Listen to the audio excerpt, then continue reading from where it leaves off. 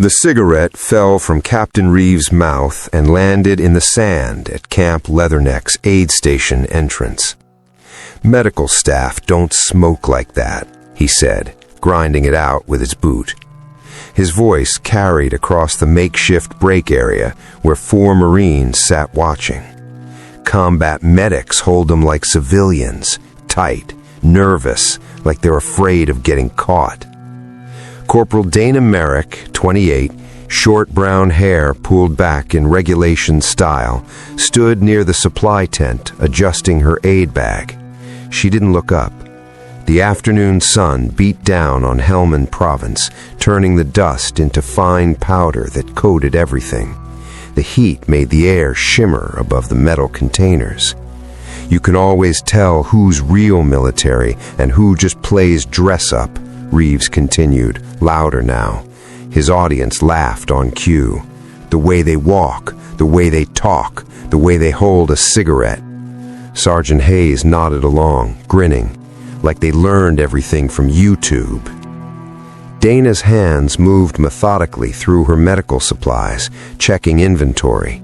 Her movements were economical, precise, a kind of efficiency that came from repetition rather than training manuals. She pulled out a pack of gauze, examined the packaging, returned it to its designated pocket. "Bet she's never even seen real combat," Hayes said, his voice pitched to carry. "Probably thinks a sucking chest wound is something you read about in a textbook." The other Marines erupted in laughter. Private Donovan mimicked holding a book with exaggerated delicacy. "Chapter 7, Field Trauma." His impression drew more amusement. Dana extracted a roll of medical tape, checked it, and tucked it back into place. The smell of diesel fuel mixed with dust hung thick in the air. 2 Humvees sat nearby, their engines ticking as they cooled, waiting for their next patrol assignment. Reeves walked closer, his shadow falling across her workspace. The sand crunched under his boots. "Hey, Doc," he said the word like an insult, drawing it out. "You know the difference between a combat medic and a real Marine?" The question hung there, theatrical. One of them actually fights, the other one plays nurse. Hayes stood up, joining the performance. "Remember that dust-off last week? She probably had nightmares." Reeves laughed. "Probably called her mom." The mockery had an edge to it, the kind of boundary-pushing banter that tested limits without quite crossing into actionable disrespect. It was wrapped in the language of unit cohesion and military culture. Dana closed her bag with a soft click. She turned to face them, her expression neutral, unreadable. "Permission to speak, sir." Reeves grinned wider. "Oh, she's got manners." The laughter followed Dana as she walked past them toward the medical compound. Nobody noticed how her eyes tracked movement without turning her head, how her peripheral vision cataloged faces and positions. Nobody saw how her gait suggested muscle memory from environments where inattention meant death. The mockery didn't end. It continued daily, a pattern of subtle degradation that became background noise. Dana became furniture in their world, the medic who didn't quite fit, who moved too carefully, who spoke too little. She treated minor injuries with competent efficiency, restocked supplies with methodical precision, and endured the disrespect that came from being neither enlisted infantry nor officer. Hayes started calling her library, claiming she learned everything from books. Donovan would ask her to explain basic infantry tactics, then laugh when she declined. Reeves maintained his pattern of dismissive comments, each one calibrated to remain just within acceptable boundaries. The other Marines didn't intervene. Some looked away, some smirked, none spoke up. 3 days later, Lieutenant Colonel Morrison arrived for a routine inspection of medical facilities. The morning sun had already heated the base to uncomfortable levels by the time he walked through the aid station with practiced authority. He reviewed protocols and procedures with the efficiency of someone who'd conducted hundreds of similar inspections. Dana stood at attention as he examined her workspace. Her posture was textbook military, hands at her sides, eyes forward. Morrison moved through his checklist with mechanical precision. "Your certifications are current?" "Yes, sir. Combat Lifesaver, Tactical Combat Casualty Care, Advanced Trauma Life Support." The answers came automatically. Morrison nodded, moving to inspect her aid bag. He opened it with practiced hands, checking inventory against regulation standards. Standard arrangement, everything properly secured, and... He stopped mid-sentence. His hand hovered over a small tin tucked in the side pocket, partially concealed beneath a compression bandage. Dana's jaw tightened almost imperceptibly. The movement was subtle, barely visible, but Morrison had spent decades reading body language. He pulled out the tin slowly, opened it with deliberate care. Inside were hand-rolled cigarettes, each one precisely identical in length and thickness. The uniformity was striking. He examined one closely, holding it up to the light filtering through the tent opening. "European style," he said quietly, his voice losing its inspection formality. "Tight roll, even pressure, no filter." His eyes moved from the cigarette to Dana's face with new intensity. "You don't see Americans roll like this." Dana remained at attention. Her breathing stayed steady, controlled. "Sir, those are personal items." The response was textbook, neither defensive nor explanatory. Morrison set the tin down carefully on the supply. "Where did you learn to roll cigarettes, Corporal?" The question hung in the air like smoke, transforming the entire nature of the interaction. The aid station suddenly felt smaller, the walls closer, the heat more oppressive. Dana's breathing remained steady, but her fingers had curled slightly at her sides. "My grandfather taught me, sir. He was from Eastern Europe." The answer came smoothly, rehearsed, the kind of cover story that satisfied surface curiosity. Morrison picked up another cigarette, turning it slowly between his fingers. He held it at eye level, examining the construction with the attention of someone who'd seen similar work before. The methodology was unmistakable. Consistent diameter throughout the length, precise tucking technique at both ends, the kind of uniform construction that came from years of practice in environments where cigarettes were currency, distraction, or cover identity. Morrison had seen this work before: Kosovo, Chechnya, the Balkans. Captain Reeves appeared in the doorway. "Colonel Morrison, the supply convoy is ready for your inspection." Morrison didn't turn around. His attention remained fixed on the cigarette in his hand. "Captain, when was the last time Corporal Merrick deployed?" Reeves glanced at Dana dismissively, his earlier mockery evident in his expression. "This is her first deployment, sir. Medical support rotation, fresh out of training." Morrison's expression remained neutral, but something shifted in his posture. "First deployment," he repeated the word slowly. "And yet she rolls cigarettes like someone who spent years in Eastern European conflict zones." The temperature in the aid station seemed to drop. Dana's hands remained at her sides, but her fingers had curled tighter now. "Sir, I don't understand the implication." Morrison set the cigarette down with deliberate care. "During my time with Joint Special Operations Command, I worked alongside CIA paramilitary officers in the Balkans. Every single one of them adopted local habits for cover."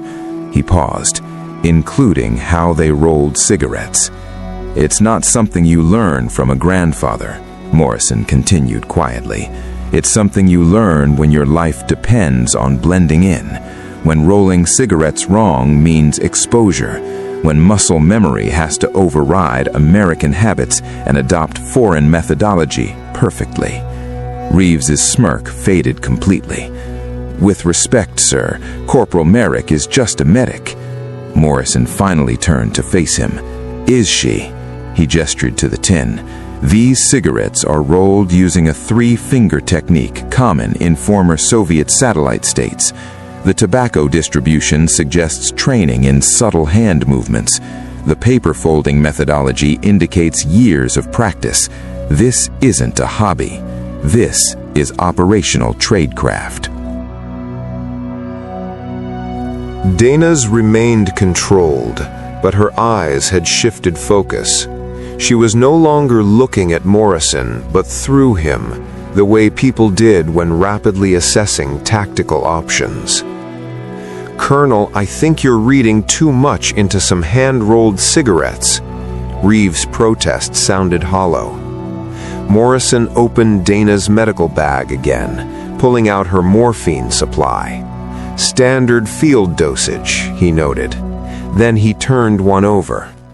"Except these vials have Cyrillic manufacturing codes.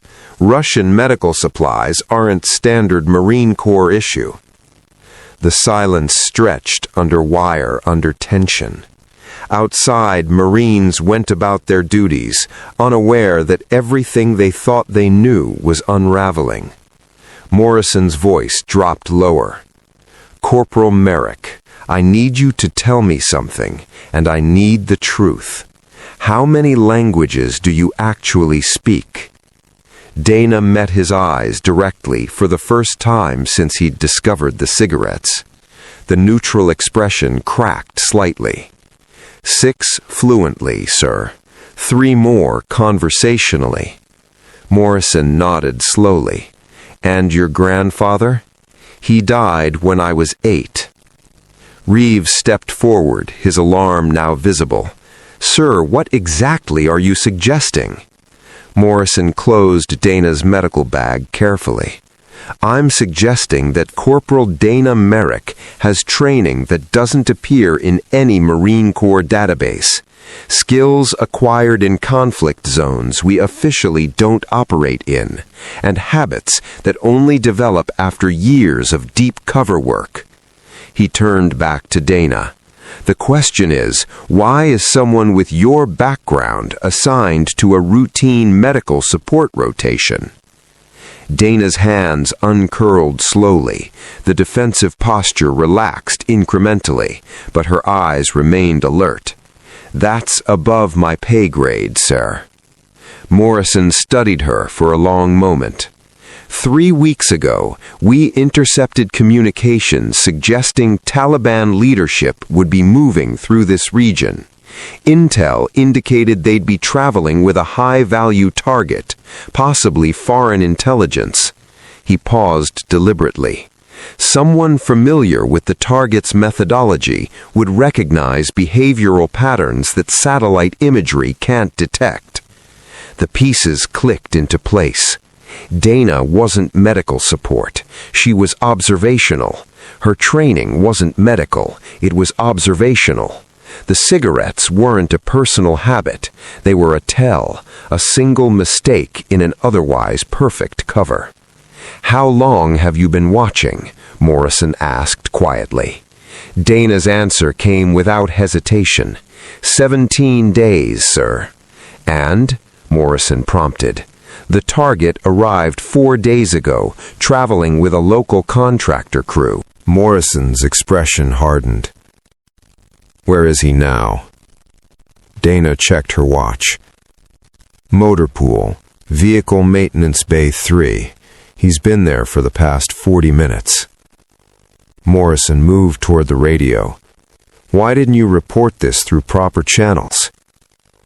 Dana's answer was quiet but clear. "Because my orders were to identify, observe, and report only when absolutely certain. Premature identification would compromise ongoing intelligence operations."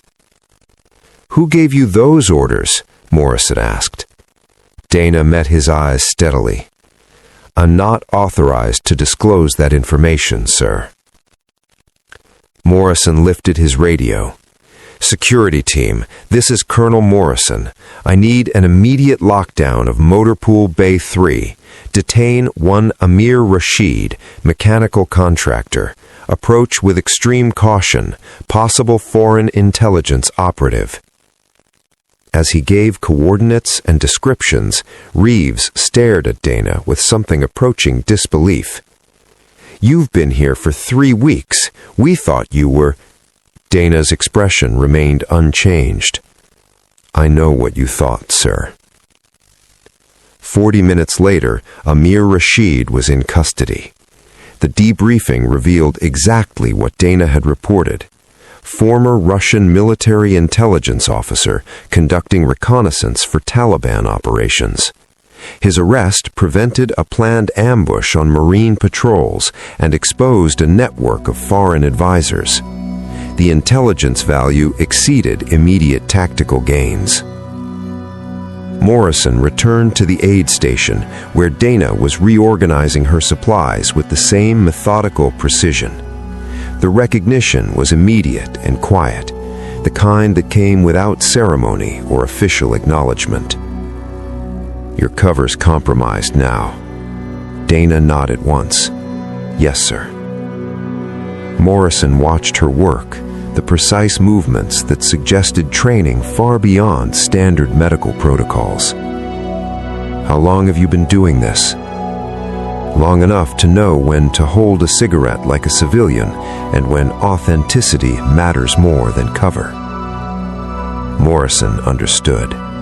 The best intelligence operatives knew that sometimes the smallest details revealed the most important truths, that perfect cover could be undone by muscle memory. "Your next assignment?" "That's above my pay grade, sir," Dana repeated. Morrison left without another word. Dana continued her work, pulling out the tin and rolling another cigarette with the same precise technique that had exposed both her cover and her target. Outside, Captain Reeves stood watching through the open doorway. The mockery was gone, replaced by something that looked like wariness mixed with grudging recognition. Dana lit the cigarette, the smoke